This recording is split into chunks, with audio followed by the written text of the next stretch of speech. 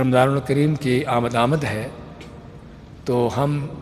اس ماہ مبارک کے آنے پر ہمیں کیا کرنا چاہیے، اس کی تیاری کیسے کریں؟ اس کی تیاری میں سب سے پہلے تو ہمیں علم ہونا چاہیے کہ روزہ عبادت ہے، اور ہر عبادت قبول ہونے کے لیے دو بڑی شرطیں ہیں کہ عبادت اللہ کے لیے خالص ہو اور نبی اکرم صلی اللہ علیہ وسلم کی سنت کے مطابق ہو۔ اس لیے ہمیں اپنے اندر ابھی سے اخلاص پیدا کرنے کی ضرورت ہے، روزے کے حوالے سے، روزے کی عبادت کے حوالے سے، اور دوسرا روزے کے احکام و مسائل کو سیکھنا کہ تاکہ ہماری عبادت نبی اکرم صلی اللہ علیہ وسلم کی سنت کے مطابق ہو۔ اور تیسری چیز کہ رمضان کی اہم ترین جو عبادات ہیں اس کے لیے اپنے آپ کو تیار کرنا، یا دوسرے الفاظ میں اس کی ریہرسل کرنا، جس میں بذات خود روزے کی عبادت ہے،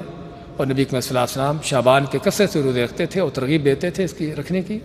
تاکہ رمضان سے پہلے روزوں کی ریہرسل ہو جائے اور آدمی اس کے لیے تیار ہو جائے۔ اسی طرح رات کو تراویح ہوتی ہے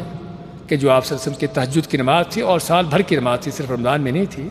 تو اگر باقی اور اوقات میں اس کے پڑھنے کی توفیق نہیں ملی تو کم از کم شعبان کے ان دنوں میں ہمیں کچھ تراویح اپنے رات کو تہجد پڑھنے کی کوشش کرنا چاہیے،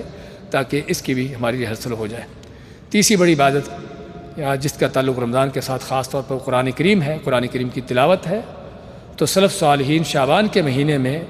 قرآن کی کثرت سے تلاوت کرتے تاکہ رمضان میں اس سے بڑھ کر زیادہ سے زیادہ تلاوت کر سکیں۔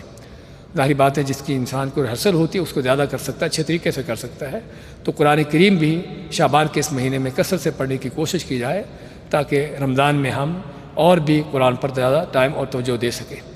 اسی طرح صدقہ خیرات ہے، سلف صالحین کے بارے میں ملتا ہے کہ وہ شعبان کے اس مہینے میں زکوٰۃ نکال دیتے تھے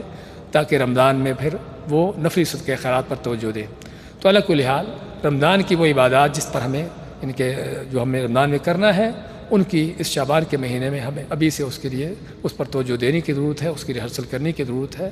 اور عمومی طور پر رمضان کے لیے ہماری پلاننگ ہو کہ اس رمضان کے مہینے میں ہم نے کیا کرنا ہے اور کس طرح سے اس کے مبارک اور مقدس لمحات سے فائدہ اٹھانا ہے۔ بارک اللہ فیکم۔